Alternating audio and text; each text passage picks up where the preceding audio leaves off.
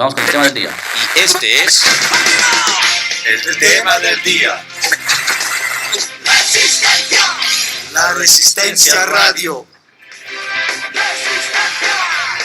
Bueno, esclarecido eso, había una voz ahí extraña dentro de alguien que no está presente en este momento.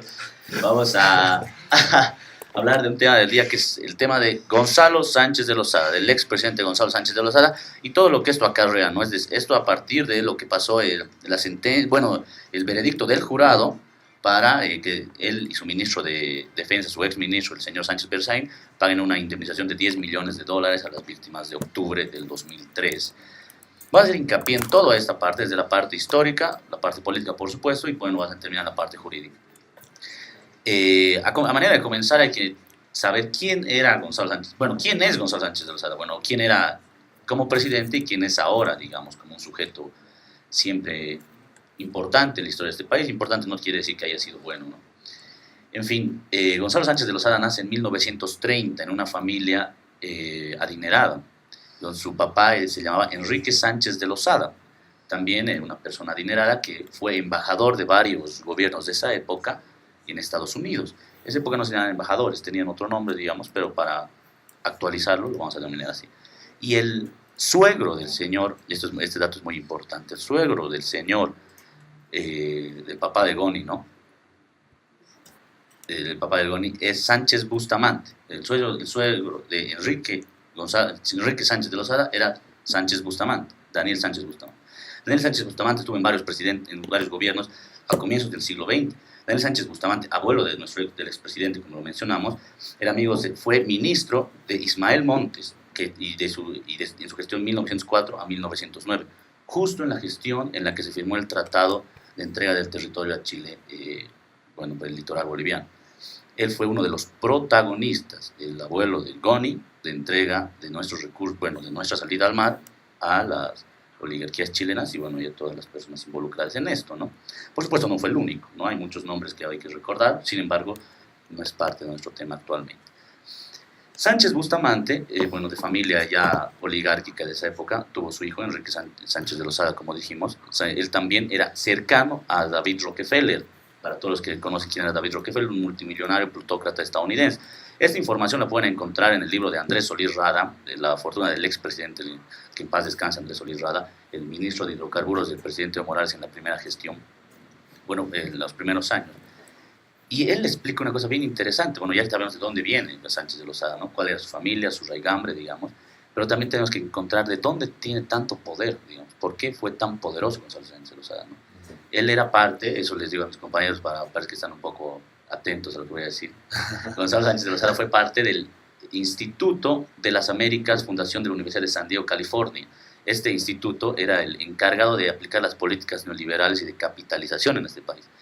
Él fue declarado miembro y después presidente de este instituto un año antes de que deje la presidencia en 1993. Justo cuando los bolivianos estamos festejando la llegada de nuestra selección al Mundial, Gonzalo Sánchez de Lozada estaba haciendo esto. Pero eso no es todo. Gonzalo Sánchez de Lozada también fue miembro de la Society of the Americas, así se llama, que es organizada por David Rockefeller, del Chase Manhattan Bank, o sea, un millonario, y al mismo tiempo fundador y nieto de John Rockefeller de la Standard Oil. Para las personas que no están involucradas en esto, la Standard Oil fue la empresa causante de la pérdida de nuestro territorio en la guerra del Chaco. Justo también, y aquí hay que redondear, Sánchez Bustamante, el abuelo de Goni, también estaba en esa guerra. Nos estamos diciendo que su familia ya estaba involucrada con esas grandes plutocracias mundiales, y Goni solo Goni le decían de cariño a sus amigos, sencillamente hizo lo que toda su familia hizo por toda la historia de este país. Hasta ahí va unos datos interesantes, creo yo, para hablar de Goni, ¿no? Para entender en contexto. Yo pienso que evidentemente, sobre todo la última parte que está comentando aquí José, a partir del libro, ¿no? La fortuna de Andrés Solís Rada, que en paz descanse, sobre todo el contexto que estamos hablando de lo que significó en Bolivia lo que era el neoliberalismo, ¿no? Era un boom ideológico en los años 80, finales de los años 70, ingresando en los años 80. Y Bolivia lo recibimos con mayor fuerza en 90. No solo Bolivia, ¿no? Es Latinoamérica, el mundo entero en realidad. El neoliberalismo viene a ser un boom ideológico en los años 80, 90.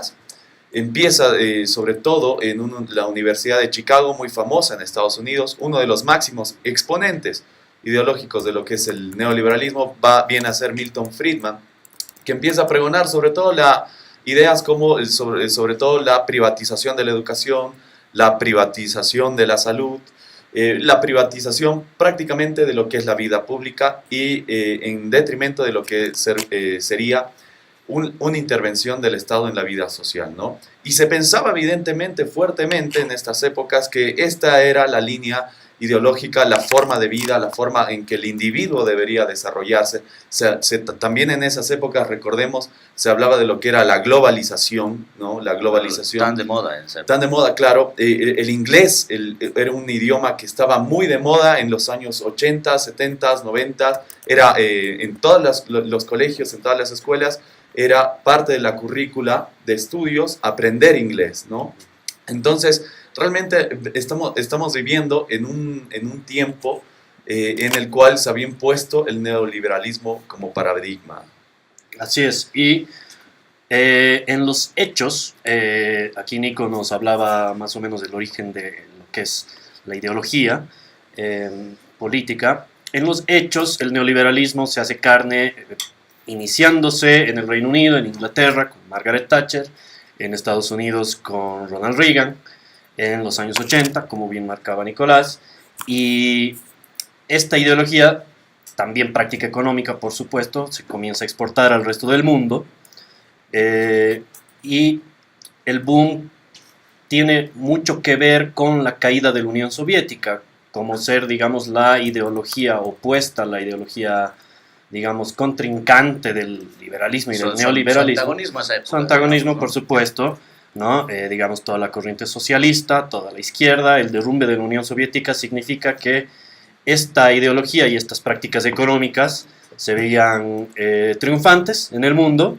y, bueno, se instituyó lo que fue el pensamiento único y a partir de ahí el boom al que se refería Nico, que se dio en los años 90, si bien el origen de esta ideología política y económica es desde los 80, en los 90 se da el boom y tiene una gran coincidencia con Bolivia, ¿no? Justamente el neoliberalismo en Bolivia se inicia con Víctor Paz, el gobierno del MNR, pero en los años 90 es cuando tiene sus máximas expresiones y coincidentemente con el primer gobierno de Gonzalo Sánchez de Lozada, del año 93 al año 97, con la vicepresidencia de Víctor Hugo Cárdenas. Y aquí se inician las medidas más fuertes del neoliberalismo en Bolivia.